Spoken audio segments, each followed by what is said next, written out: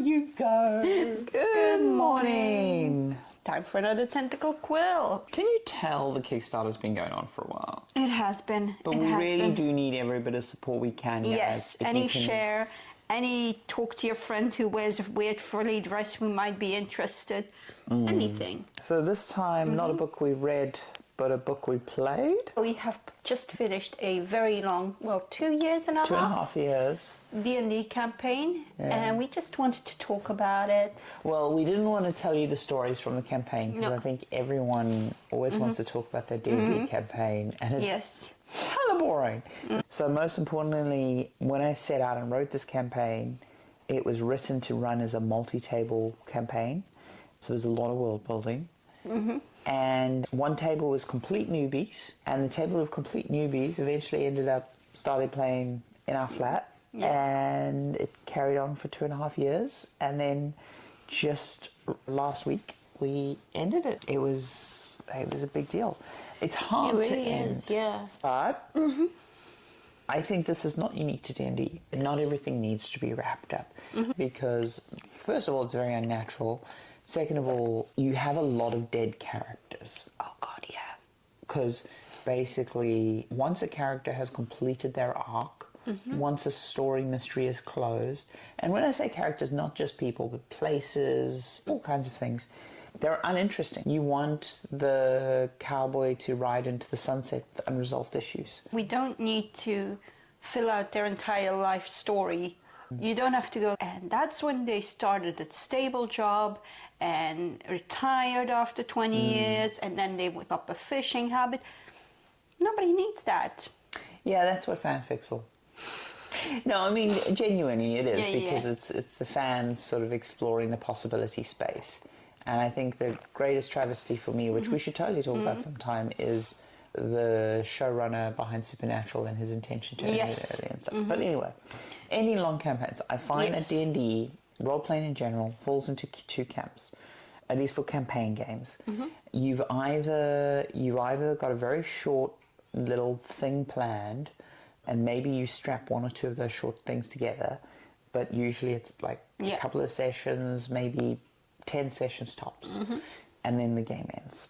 Yes. And then you've got the Forever campaign. Yes. And the Forever campaign, especially in D&D second ed times, I've been DMing since basic box set. Yeah, I'm old. I think the main difference between those two is, for example, the one will focus on one mission. For example, you got to go examine this mystery, and then you go back to the status quo before that game. And the other one's basically just like you're more exploring the world. There is more storytelling. There's more going on. Sometimes it is purely simulation. Sometimes it's like, to the next dungeon, to the next da-da-da-da.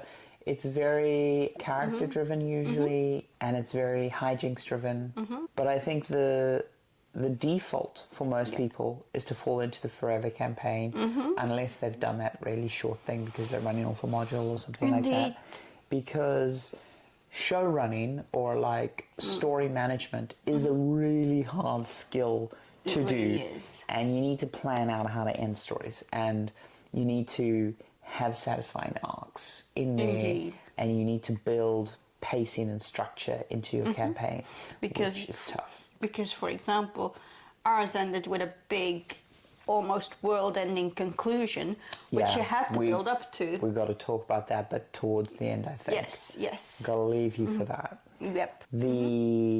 The big thing with ending long stories primarily is get good at ending short stories. Yes, that's always a thing. Even if you're good at like doing daily writing little bits here and there, get used to ending them. Give them an ending.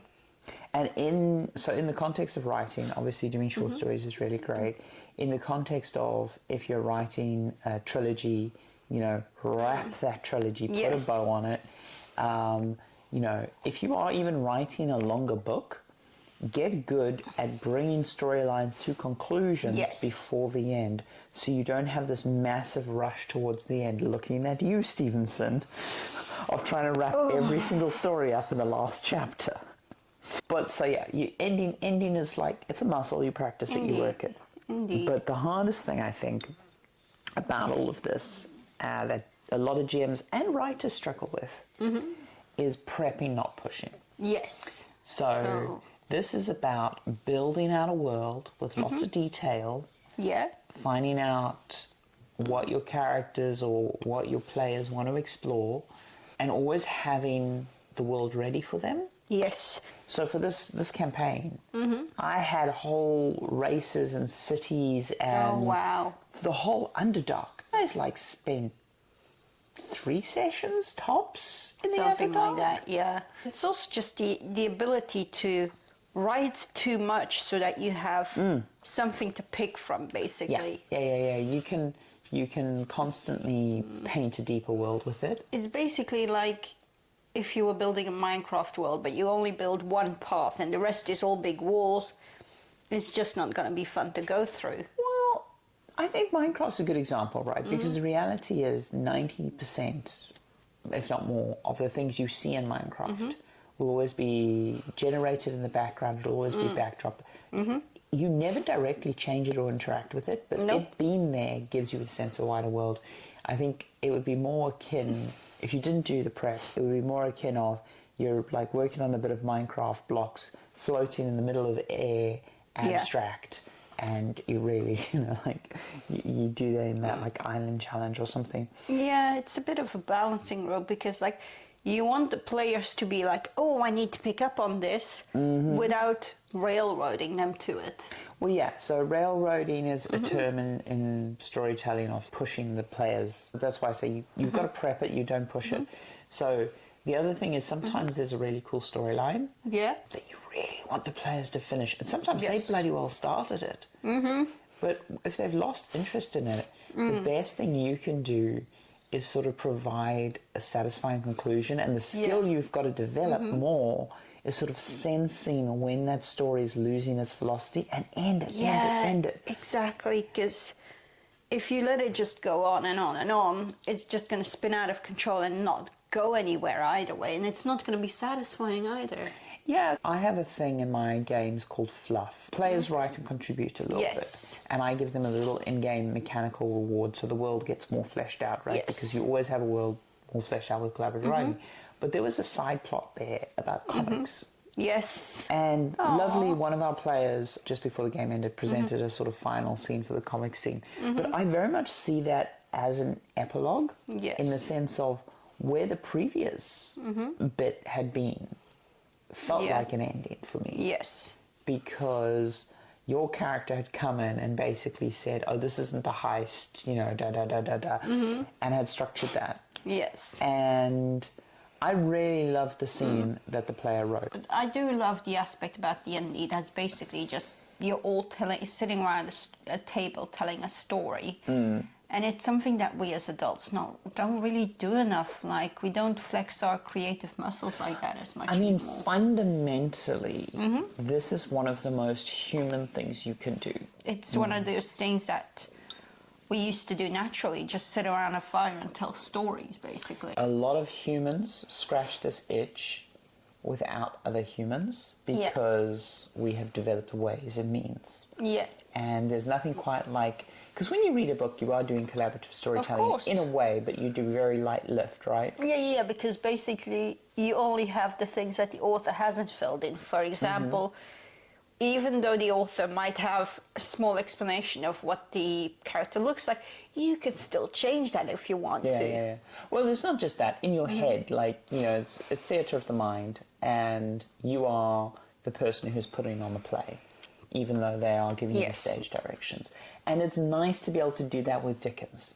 You know? And, it would be lovely to play D&D with Dickens, but he's dead, and there's only so many things. And I think that's the lesson of sort of collaborative storytelling is like you just get together with people and you go into... And speaking of which, we should get into the collaborative. There's a million things on YouTube. There's a million things written about how to do good D&D.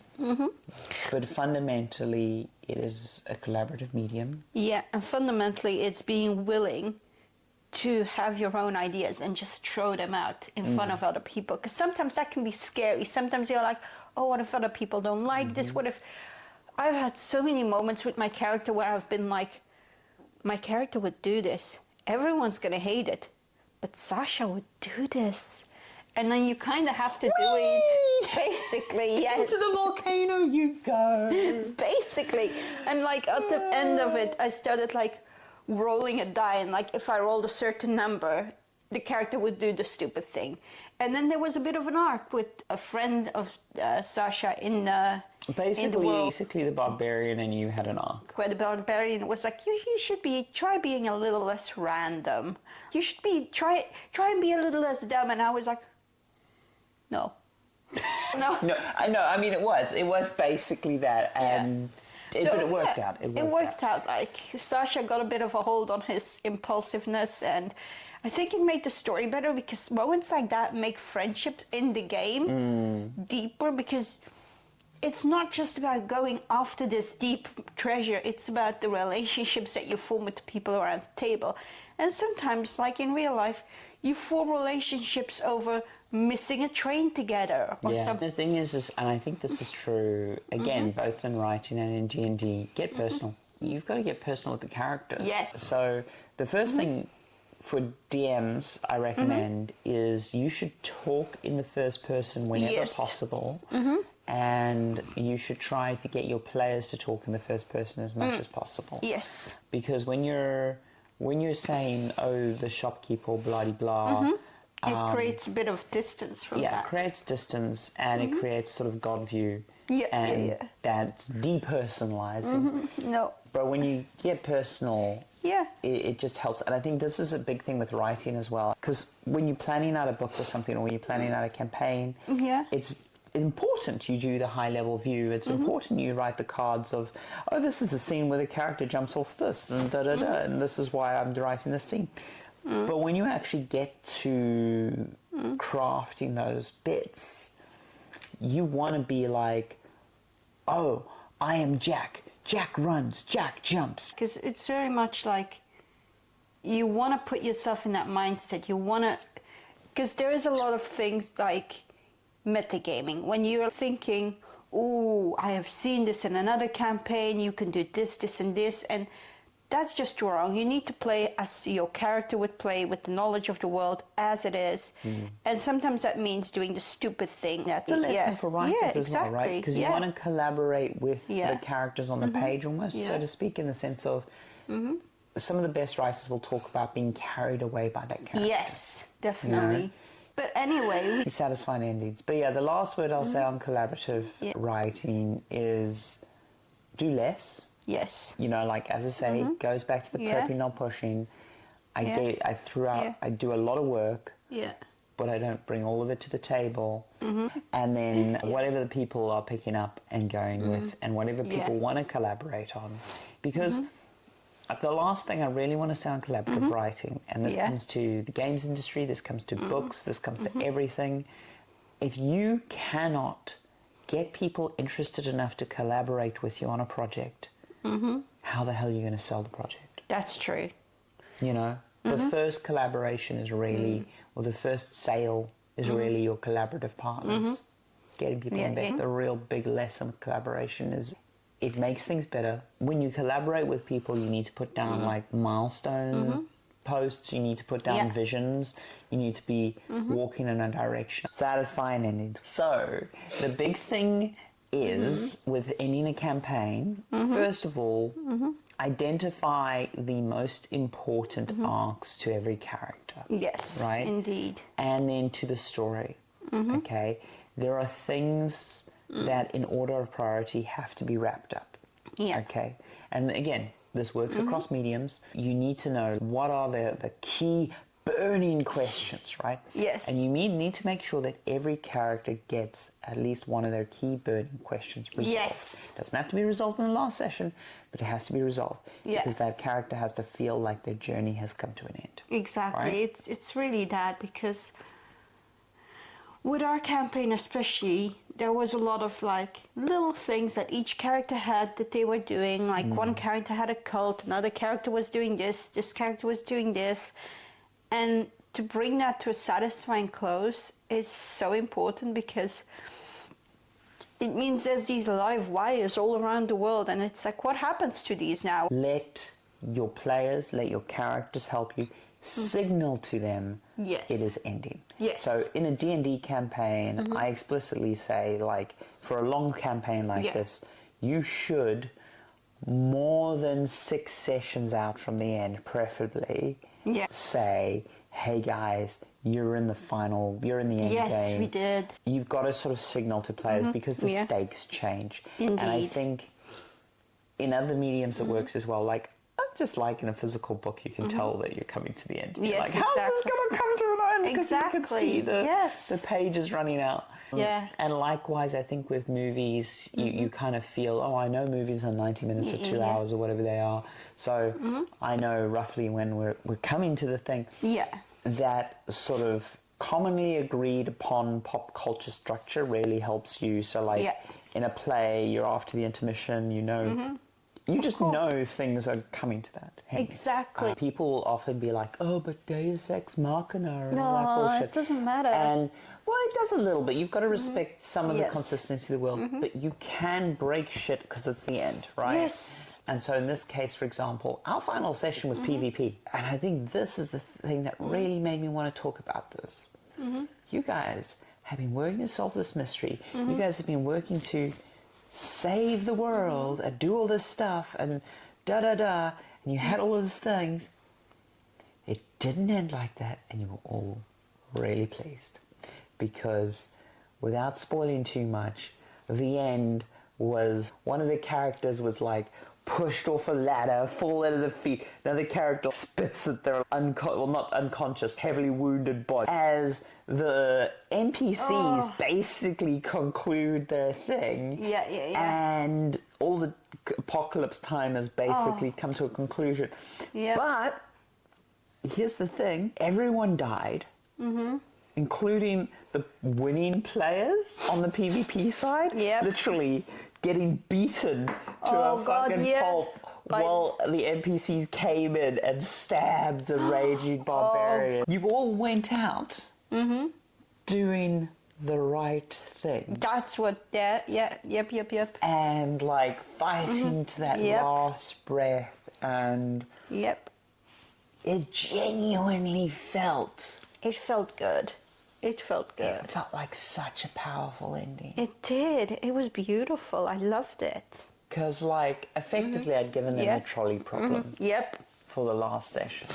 And as you know, there's no right answer to the trolley. And I think that was part of the fun of it, because it was like, we can choose this or we can choose this. And either way, it didn't really speak to the morality of the character, because if it was like, we're going to give the orphans ice cream or we're going to torch the orphanage, you know, there's a clearly moral positive choice. But this one wasn't that easy. So it was really just like, what side do you want to be on? Yeah, and there was the thing I loved about the ending is I had very intentionally given you no right choice. Yes. And you basically found the correct third choice, which was failing by trying to do the right thing. It was just really powerful. It was. It spoke to a lack of willing to compromise the morality of the characters. I mean, not all. Some of the characters were like, greater good, stab, stab. Greater good's the name of my dagger. Anyway, but it's a thing, and I think if you're playing a D&D game, or if you're playing a long game, think about ending it, because do you know what? Endings matter. Endings do really matter. Because you know, I know capitalism wants to sell you on something lasts forever because they can keep extracting your money. But having a thing end is useful. Yes, it is. It's healthy. The end. No, I'm joking. But anyway. No, but we do need to end this. Yeah, and, we do. You know, like, we're going to keep on making these. But yes. At some point, there will be an end. Yeah. I'll die. That cackle's a bit too joyous. But anyway, guys, we still have the Kickstarter going. Please check it out. Your GM will kill you and your players will only roll ones. No, actually, I curse your D20. No, I bless your D20. I don't know. I bless your D20 to roll really high in non-consequential rolls.